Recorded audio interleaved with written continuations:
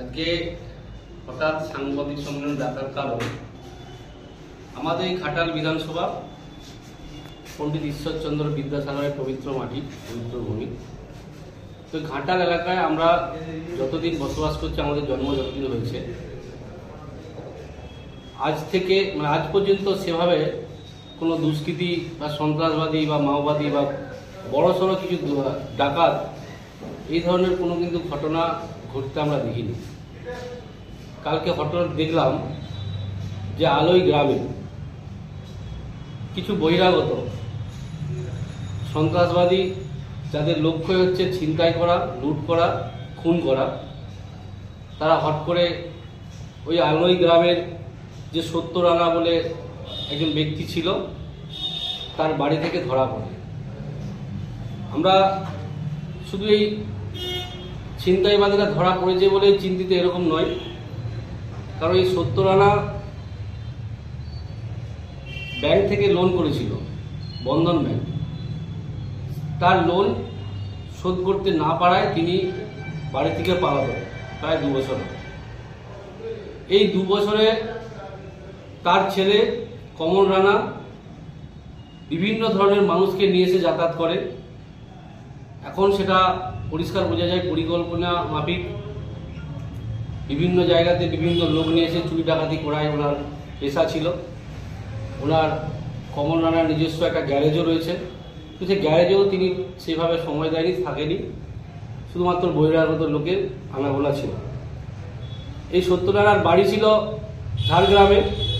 এই শাসক দল আসার পর এই আলোয় এসে তিনি বসবাস করে এবং সরকারি বাড়ি দেওয়া হয়, আবাস যোজনা।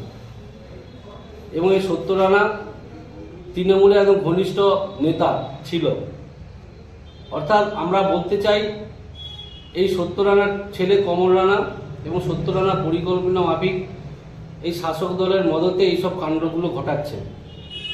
আগামী দিন আরও বড়সড় কিছু চিন্তা ভাবনা আছে।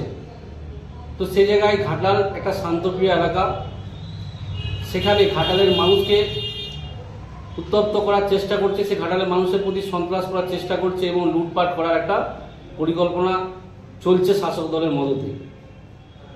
এই যে দুষ্কৃতি আজকে প্রথম এসছে এরকম নয়, এর আগেও এসেছিল। আমাদের রাধানগরে যে চৌধুরী গেস্ট হাউস আছে, সেই চৌধুরী গেস্ট হাউসে প্রায় সময় আসা যাতায়াত করতে আমরা দেখেছি, খবরও পাচ্ছি। সেই জগদীশ চৌধুরী, তার ছেলে এই সমস্ত লোকদেরকে নিয়ে ওই গেস্ট হাউসে থাকতো। আমরা বলতে চাই যে এই ঘাটাল থানা, ঘাটালের পুলিশ প্রশাসন যখন কোথাও অনুষ্ঠান হয়, তারা নাকি আগাম খবর পেয়ে যায় যে বিজেপির লোকজনরা গন্ডগোল করতে পারে, সন্ত্রাস করতে পারে, আমাদেরকেও ফোন করে জানায় বা স্পটে গিয়ে সেখানে কিছু বিজেপির লোককে ধমকি দিয়ে আসে। তাহলে এত বড় একটা ঘটনা দীর্ঘ কয়েক বছর ধরে ঘটছে, তাহলে প্রশাসন চুপ কেন? কেন চুপ ছিল? যখন কলকাতার পুলিশের যে স্পেশাল টিম, তাদেরকে যখন বারে বারে বলে ঘাটাল থানাকে যে এই ধরনের ঘটনা ঘটতে চলেছে, এখানে ঘাটাল থানার মধ্যে কিছু দুষ্কৃতী বসবাস করছে, তারপরে ঘাটালের প্রশাসন নিজেদের দায় এড়াবার জন্য, মানুষের কাছে ভালো হওয়ার জন্য দুষ্কৃতীদেরকে তুলে আনার ব্যবস্থা করেছে। তাহলে এতদিন কেন ব্যবস্থা নেননি? ঘাটালকে কি সন্ত্রাসের আঁতুড়ঘর তৈরি করা হচ্ছে? পশ্চিমবাংলার বিভিন্ন প্রান্তে আমরা দেখছি শাসক দল এইভাবেই বোমা বারুদের কারখানা তৈরি করছে, সন্ত্রাস করছে। কখনো কখনো দেখছি কাউন্সিলরকে ওপেন গুলি করে তাকে হত্যা করা হচ্ছে। কোথাও কোথাও দেখছি আবার তৃণমূলের নেতারাই ডাইরেক্ট সাধারণ মানুষকে খুন করে দিচ্ছে। মানে ঘাটালকেও কি সে সন্ত্রাসের আঁতুড়ঘর তৈরি করার চেষ্টা? তা শাসক দল, বর্তমান সরকার, পুলিশ এক হয়ে ঘাটালের মানুষকে বিভ্রান্ত করার চেষ্টা করছে, তাদেরকে সন্ত্রাসী করার চেষ্টা করছে। তো সেই জন্য আমরা গতকাল রাত্রে আমাদের পশ্চিমবাংলার বিরোধী দলনেতা সম্মানীয় শুভেন্দু অধিকারী মহাশয়ের সাথে ঘাটাল সম্পর্কে যে এই ধরনের ঘটনা ঘটছে আমরা অবগত করেছি এবং উনি বলেছেন যে এই খবরটা আমি কিছুক্ষণ আগে পেয়েছি। তো ঘাটাল কেন, পশ্চিমবাংলায় যে প্রান্তে শাসক দল এবং সরকার এবং পুলিশ প্রশাসন এই ধরনের ঘটনা কেন, আমরা উপযুক্ত ব্যবস্থা নেব। পুলিশ কমিশন সহ যেখানে যেখানে হস্তক্ষেপ করলে এলাকা শান্ত থাকবে তার ব্যবস্থা আমরা করব। তাই আপনাদের মাধ্যমে আমরা সমস্ত ঘাটালবাসীকে জানাতে চাই যে তৃণমূল আর সমাজসেবা কাজের উপর বিশ্বাস রাখে না, সন্ত্রাস আর লুট করার উপর জোর দিয়েছে। মানুষের প্রতি সন্ত্রাস করে লুট করবে, কখনো ব্যাংক ডাকাতি করার চেষ্টা করছে ডাকাতিদের হাতে, পুলিশকে পুলিশের মদত নিয়ে যাতে ভাগাভাগি করতে পারে, কখনো অন্য কিছু ছিনতাই করার চেষ্টা করছে, কখনো খুন করার চেষ্টা করছে।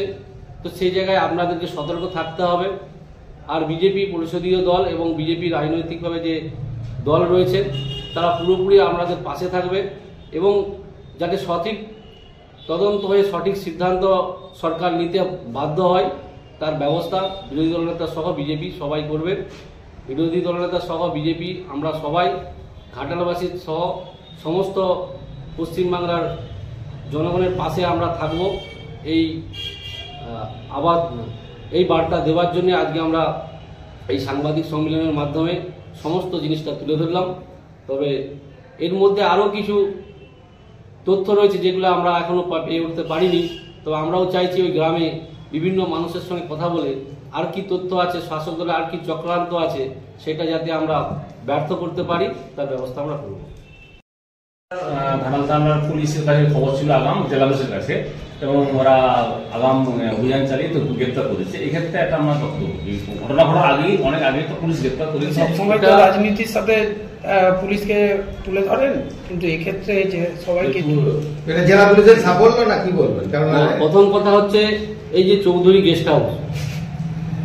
গেস্ট হাউসের জগদীশের ছেলে বারংবার এই সমস্ত লোকজনকে নিয়ে চৌধুরী গেস্ট হাউসে রেখেছিল।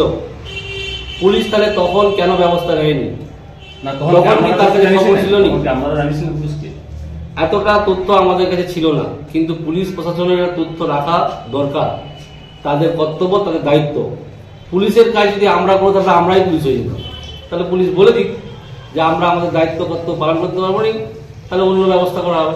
ঘটনা ঘটার আগেই তাদেরকে গ্রেপ্তার করলো পুলিশ না, এইটা আমরা আগেও বলছি 2 বছর হবে 70 রানা বাড়ি থেকে পালাতক, ব্যাংকের ঋণ দিতে পারেনি বলে।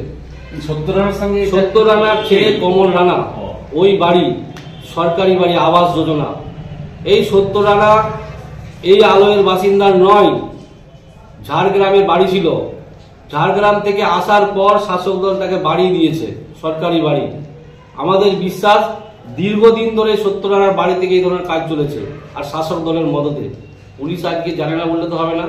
কলকাতা পুলিশ যদি না চাপ দিতে হয় আমাদের ঘাটাল থানাকে, আমার মনে হয় না যে কালকের দিনে ওরা অ্যারেস্ট হতো বলে। তো এই জায়গায় পুলিশ সম্পূর্ণ ব্যর্থ। যদি কলকাতা পুলিশ না বলতো, এই ঘাটাল থানার পুলিশ এই কাজ করতো বলে আমার মনে হয় না। কিন্তু স্পেশাল টাস্ক ফোর্সও তো রাজ্য পুলিশের মধ্যেই পড়ে। তার কারণ পশ্চিমবাংলার বিভিন্ন প্রান্তে সব ঘটনা ঘটছে। আমরা এবং আমাদের বিরোধী দলের নেতা বারে প্রশাসনকে চাপে রাখার চেষ্টা করছে। তো সেই জায়গায় কলকাতা পুলিশ বাধ্য হয়েছে আমাদের এই থানার পুলিশকে অবগত করার জন্য, যাতে নতুন করে আর কেওয়াস তৈরি না হয়। তবে আমি এই জন্যই বারবার বলছি, এই চৌধুরী গেস্ট হাউসে এই লোকগুলো বারবার যাতায়াত করতো দীর্ঘ কয়েক বছর। এই 70 রানার বাড়ি যে কমল রানা, দীর্ঘদিন ধরে তার বাড়িতে অচেনা লোকজন নিয়ে সেসব কাজ করত। তার ব্যবস্থা কিন্তু এই থানার প্রশাসন কোনোভাবে ব্যবস্থা নেয়নি। পশ্চিম মেদিনীপুর পুলিশ সুপারের সাফল্য আপনি কি বলছেন না? সাফল্য বা ব্যর্থ এটা প্রশ্ন পড়ে।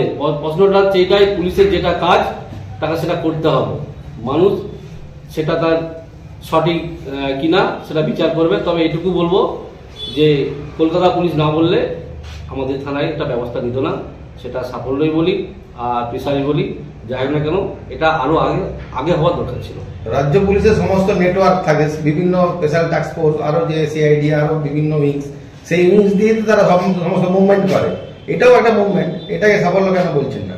আমি একবারও বলিনি সাফল্য বলে, আর একবারও বলিনি যে কলকাতা পুলিশ ব্যর্থ বলে। আমি বলতে চেয়েছি আমাদের এই থানায় এই লোকগুলো দীর্ঘদিন আসা যাওয়া করছে, এখান থেকে বিভিন্ন প্ল্যানিং করে বিভিন্ন জায়গায় কাজ করছিল। তার প্রমাণ চৌধুরী গেস্ট হাউস, তার প্রমাণ হচ্ছে এই কমল রানার বাড়ি, তার বাবা 70 রানা। তো সেই জায়গায় পুলিশের কাছে কি আমাদের এই থানার কোনো অফিসারের কাছে খবর ছিল না যে এই ধরনের লোক এখানে যাতায়াত করে? না, খবর ছিল বলেই তো পুলিশ গ্রেপ্তার করতে পারলো। এতদিন করেনি কেন? 2 বছর যেন যাতায়াত করছে। কালকে এসছে বলছে। এটা 2 বছর ধরে চলছে।